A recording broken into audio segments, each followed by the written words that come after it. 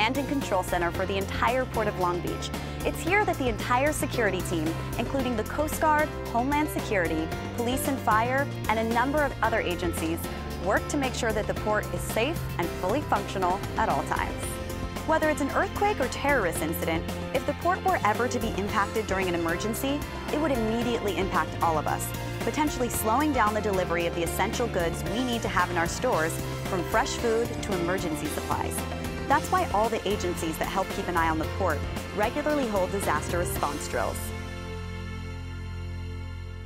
This next story takes us right into the thick of the action. Southern California residents know that earthquakes are just a part of life, and most know what to do when they strike. But what would happen when a major quake strikes the Port of Long Beach?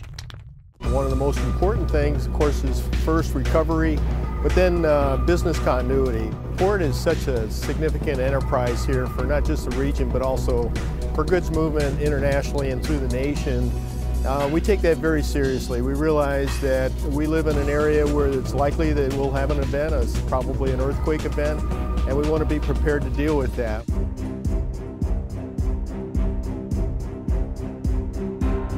Which is why all port operations recently mobilized to take part in a vital disaster response drill.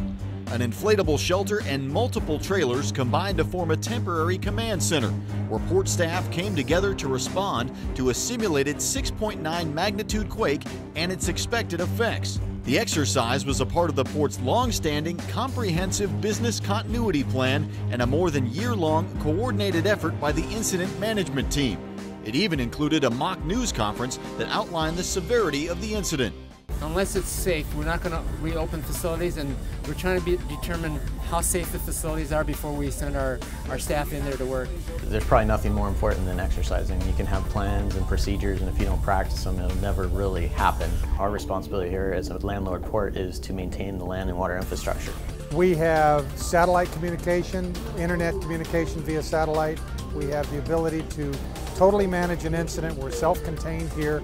We have generators, HVAC, food, water, so we can manage the incident right from here. We've got trains, we've got roadways, and we've got navigable ways for the large vessels. We have terminal operators that are trying to operate and move the equipment. So a massive assessment is our first order of business, and then a restoration or workaround programs, that's what it's all about. The Port of Long Beach moves $155 billion in cargo each year, and any interruption in the flow of goods is a direct threat to our economy, which is why the port also coordinates its efforts with the City of Long Beach's Emergency Operations Center, as well as Long Beach Fire and Police Departments. This port touches every congressional district in the United States. 40% of all the goods in the United States come through this port complex. The Port of Long Beach is committed to improving, updating, and testing its business continuity plan in order to minimize or eliminate potential cargo interruptions. We feel we've come a long way to be able to keep the port operational, which is our goal. This is an economic powerhouse. We want to keep it that way.